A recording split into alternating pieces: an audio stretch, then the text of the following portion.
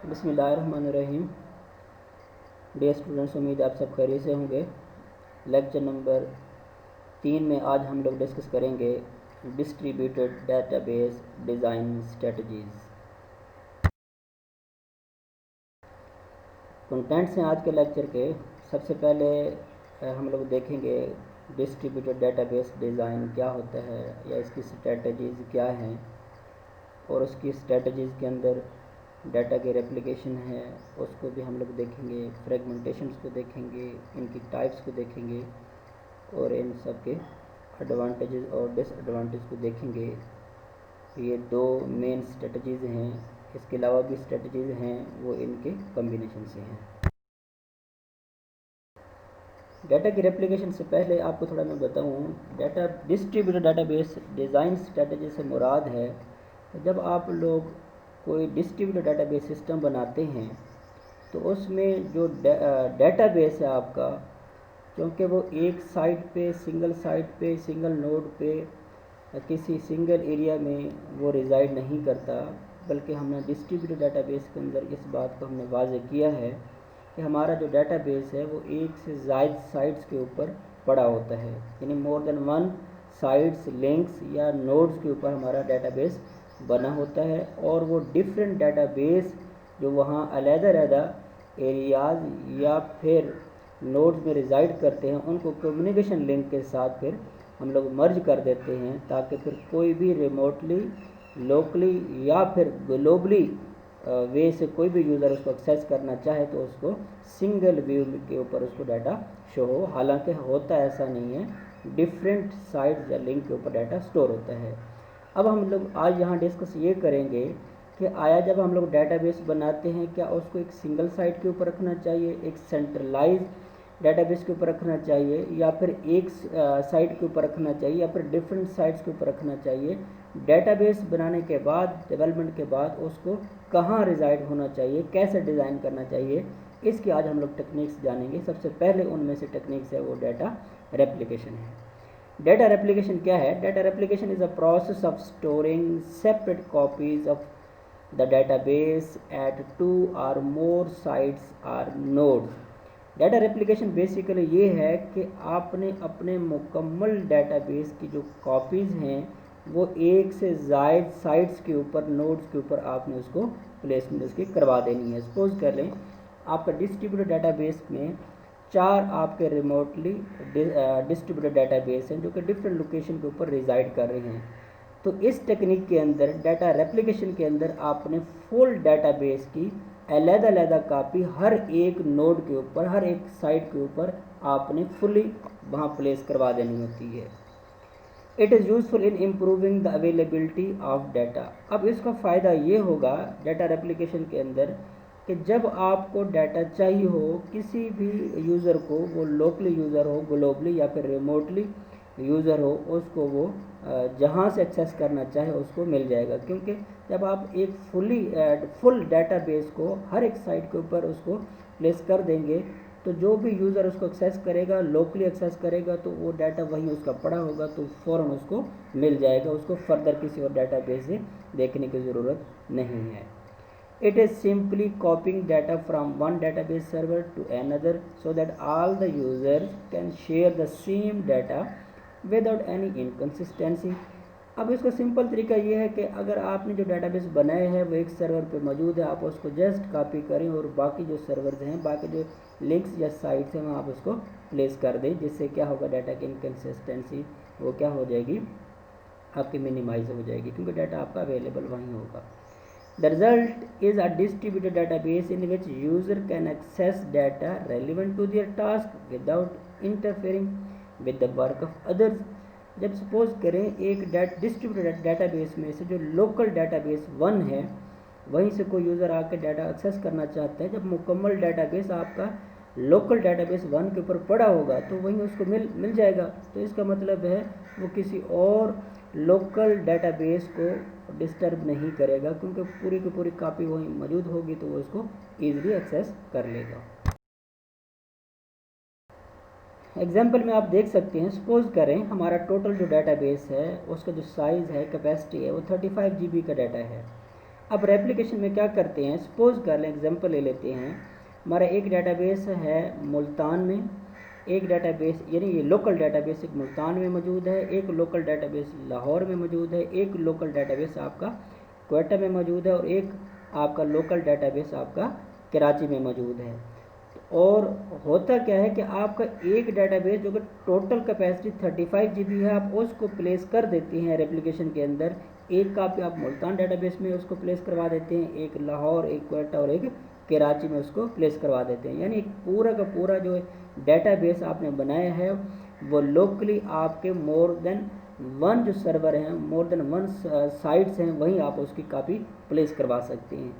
इसमें एक पेशावर है, उसके ऊपर आपने रिजाइड नहीं किया। ये ज़रूरी नहीं है कि डिस्ट्रीब्यूट डेटाबेस के अंदर टोटल जितने साइट्स होंगे आप सबके ऊपर प्लेस करवाएंगे, ज़रूरी नहीं है, लेकिन अमूमन यही होता है कि आपने एक फुल डेटाबेस की जो कॉपी है वो तकरीबन एक से ज़ायद जो नोड्स या लोकल या जो डिस्ट्रीब्यूटेड डेटाबेस हैं वहीं आपने उसको प्लेस करवा देनी होती है। अब इसका फ़ायदा ये होगा, सपोज करें मुल्तान एक डिस्ट्रीब्यूटेड डेटाबेस का एक लोकल डेटाबेस है। अब हुआ क्या, कोई भी मुल्तान के एरिया के नज़दीकी कोई यूज़र इसको एक्सेस करना चाहेगा तो मुल्तान के डेटाबेस में जो कि लोकल डेटाबेस मुल्तान का है उसको पूरा का पूरा डाटा उसको अवेलेबल होगा, वो वहीं से इसको क्या कर लेगा, एक्सेस कर लेगा। अदरवाइज़ अगर आप रेप्लिकेशन में ना जाते तो फिर क्या करना पड़ता, मुल्तान लोकल डेटाबेस में जो डाटा उसको अवेलेबल होगा वो तो मिल जाएगा, बट जो डाटा उसको लोकली यूज़र को जो कि लोकल डेटाबेस मुल्तान में अवेलेबल नहीं होगा तो फिर वो क्या करेगा, वो सर्च करेगा, वो लाहौर से सर्च करेगा, वो फिर क्वेटा से सर्च करेगा, कराची से सर्च करेगा, क्योंकि ये सारे के सारे कम्युनिकेशन नेटवर्क्स में आपस में कनेक्टेड हैं, तो फिर डाटा मिल जाएगा। लेकिन अब रेप्लिकेशन में क्या होगा, इंडिविजुअली हर एक साइट के ऊपर डाटा मौजूद होगा तो वो इसको ईजिली एक्सेस हो जाएगी, फ़ौरन उसको डाटा मिल जाएगा। अब यहाँ बात है पेशावर में नहीं है। अब सपोज करें पेशावर में इसलिए नहीं है, जो उसको डेटाबेस की जो एक्सेसिंग है वो इस एरिया में, इस लोकल एरिया में कम हो गई, इसलिए उसको प्लेस नहीं करवाया गया। हाँ, अगर इसको डाटा चाहिए तो फिर क्या करेगा, अपने नज़दीकी जो भी लोकल एरिया होगा, लोकल डेटाबेस जो होगा उसको वहीं से एक्सेस करेगा वाया कम्युनिकेशन नेटवर्क्स। ये आपकी डाटा की रेप्लिकेशन। अब इसके एडवांटेजेस क्या हैं, सबसे पहले reliability. In case of failure of any site that this database system continues to work since a copy is available at another site। अगर आपका डाटा में किसी भी लोकल डेटाबेस में से डाटा आपका फेल हो जाता है, कोई फेलियर कोई कंसेप्ट ऐसा आ जाता है, तो फिर क्या होगा, वो घबराने की ज़रूरत नहीं है, क्योंकि उसकी फुली कॉपी किसी और डेटाबेस में पड़ी होगी तो आपको ईजिली उसको मिल जाएगा। Reduction in network load, since local copies of data are available, query processing can be done with reduced network usage, particularly during prime hours। data updating can be done at the non prime hours। अब इसमें ये होगा कि जो network का load होगा वो आपका मिनिमाइज़ हो जाएगा। वो कैसे मिनिमाइज़ होगा, हमने प्रीवियस अभी एग्जांपल में देखा है, अगर हर एक लोकल अमूमन ऑलमोस्ट हर एक लोकल डेटाबेस के ऊपर उसकी फुली कॉपी पड़ी होगी तो वो वहीं से लोकली उसको एक्सेस करेगा, तो वो किसी कम्युनिकेशन लिंक में जाएगा नहीं, उसको ज़रूरत नहीं पड़ेगी, तो लिहाजा नेटवर्क का लोड भी मिनिमाइज या कम हो जाएगा। क्विकर रिस्पांस, जब हर एक लोकल डेटाबेस के ऊपर पूरी की पूरी कॉपी पड़ी होगी तो फ़ौरन उसको डाटा वहीं से मिल जाएगा, लोकली डेटाबेस से मिल जाएगा, तो उसको जो क्वेरी है उसने रिक्वेस्ट भेजी उसको फ़ौरन से रिस्पॉन्ड मिल जाएगा। जैसे रिस्पॉन्स टाइम है वो कम हो जाएगा, मिनिमाइज हो जाएगा। Simple transaction require less number of joins of tables located at different sites and minimal coordination across the network। अब हर एक नेटवर्क के ऊपर हर एक डिस्ट्रीब्यूटेड लोकल डिस्ट्रीब्यूटेड डाटा के ऊपर आपका डाटा पड़ा होगा तो वहीं उसको फ़ौरन से मिल जाएगा। उसको फर्दर किसी और से ट्रांजैक्शन या फर्दर किसी और लोकल डाटाबेस से जो कि किसी वहीं डाटा नहीं मिल रहा, किसी और से उसने कोऑर्डिनेट करना होगा, वो भी इसको ज़रूरत नहीं पड़ेगी। अब इसके कुछ डिसएडवांटेज भी हैं। इंक्रीज स्टोरेज रिक्वायरमेंट, अब ये होगा कि जब आपने एक डाटाबेस की फुल कॉपी हर एक अलग इंडिविजुअली साइट के ऊपर आपने प्लेस की है तो डेफिनेटली आपकी जो स्टोरेज कैपेसिटी है वो आपको हर एक लोकल डेटाबेस के ऊपर आपको चाहिए, तो फिर क्या होगा, स्टोरेज कैपेसिटी आपकी वो जो कॉस्ट है वो इंक्रीज़ हो जाएगी। Increase cost and complexity of data updating. अगर आपने एक डाटा की कॉपी हर एक साइट के ऊपर आपने प्लेस की है, अगर उसके अंदर आपने कुछ चेंजेस करनी है, डाटा को आपने अपडेट करना है, क्योंकि डाटाबेस के अंदर चेंजेस आती रहती हैं, तो फिर क्या होगा, आपको वो जो चेंजेस हैं इंडिविजुअली हर एक साइट या हर एक लोकल डाटाबेस के ऊपर आपको वो अपडेट करना होगा, जिसकी कॉस्ट और वो कम्प्लेक्स काम भी है। Chance of increased data inconsistency. Maintaining data consistency at all different sites involve complex math. तो अगर आपने कुछ चेंजेस करनी है तो उसको मेंटेन करना भी हर एक साइट के ऊपर बहुत ज़रूरी होगा, जो कि जिसका बायस क्या होगा, आपके डाटा की इनकन्सिस्टेंसी के चांस वो बढ़ सकते हैं। ये फर्स्ट टेक्निक थी। सेकंड टेक्निक इसकी फ्रेगमेंटेशन है। अब फ्रेगमेंटेशन क्या चीज़ है? फ्रेगमेंटेशन का कंसेप्ट ये है कि आपने डाटाबेस की फुल कॉपी हर एक साइट के ऊपर प्लेस नहीं करनी होती। अब इसमें होता ये है कि आपने इंडिविजुअली हर एक लोकल डाटाबेस को मॉनिटर करना होता है। जिस लोकल डाटाबेस के ऊपर जिस क्यूरीज़ की या जिस डाटा की ज़्यादा डिमांड हो, रिक्वायरमेंट डाटा वो ज़्यादा हो, आपने क्या करना होता है, होल डाटाबेस में से आपने वो डाटा अलहदा करके उस साइट के ऊपर प्लेस करवा देना होता है। अब इसका मतलब क्या होता है? Fragmentation is a task of dividing a table into a set of smaller tables. The subset of table are called fragments. आपने फुल डाटाबेस की कॉपी या उसको डिवाइड करना होता है।